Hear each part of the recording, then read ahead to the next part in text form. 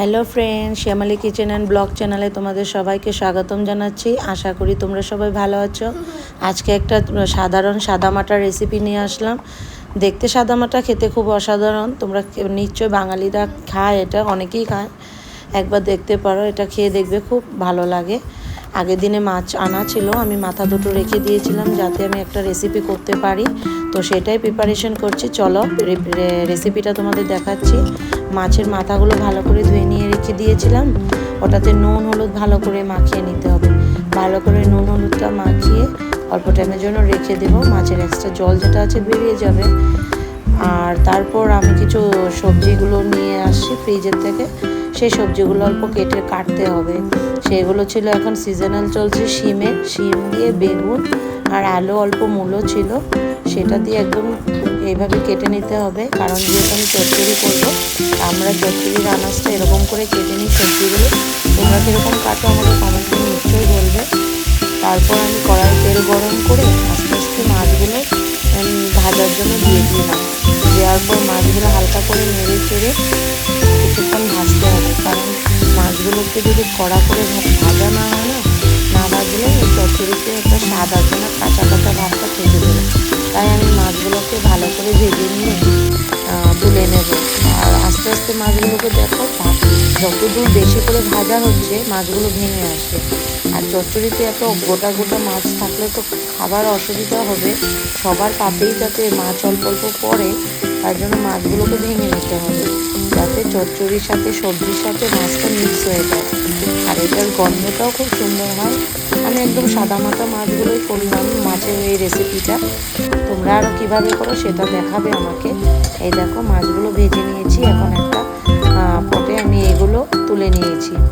আস্তে আস্তে একদম ভাজার পর মাছগুলো নিজের থেকে সরিয়ে আসে। দেখো, একদম ভেঙে টেঙে শেষ হলে কি হবে, এইভাবে এটাকে ভাজতে হবে যাতে সবজির সাথে মাছটা মিক্স হয়ে যায়। তারপরে কড়াইয়ে তেল গরম হওয়ার সাথে সাথে আমি দিয়ে দিয়েছি গোটা জিরে ফোড়নে দিয়েছি। অনেকে পেঁয়াজ ইউজ করে, আমি পেঁয়াজটা করতে ভালোবাসি না, কারণ মাছের গন্ধটা চলে যাবে।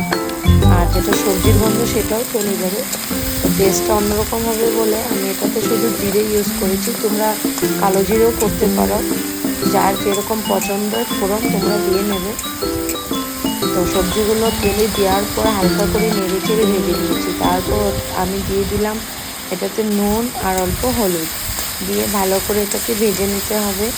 আর গ্যাসের স্টিমটা খুব বেশি করে রাখতে হবে, কারণ কমিয়ে দিলে সবজিগুলো জল ছাড়বে তখন কি হবে, গলে যাবে।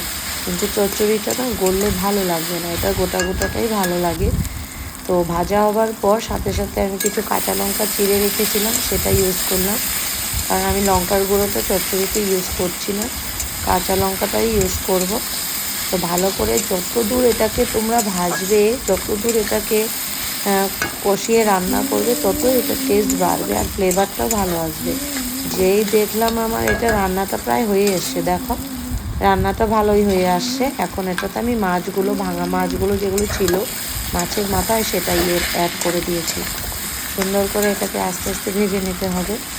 এখন আস্তে আস্তে অল্প স্টিমটা কমিয়ে দিয়ে এটাকে ভালো করে নেড়ে চেড়ে ভাজতে হবে, যাতে মাছগুলো সবজিগুলো মিলেমিশে একাকার হয়ে যায়।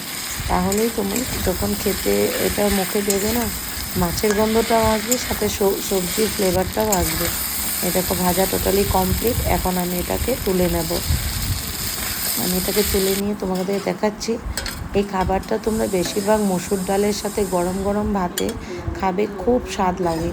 আর চচ্চড়িটা বাসি করে খেলেও খুব স্বাদ লাগে। পরদিন যদি তোমরা রেখে পরের দিন ভাত দিয়ে খাও, সেটারও একটা ফ্লেভার থাকে এক্সট্রা। শীতের দিনে বেশি ভালো লাগে। এখন ওরকম একটা শীত আমাদের এখানে পড়ে নেই যদিও, তবু শীতের দিনের আনাজ যেহেতু হাতের সামনে ছিল, সেটা দিয়ে একটু প্রিপারেশনটা করলাম। কেমন লাগলো আমাকে কমেন্টে বলবে।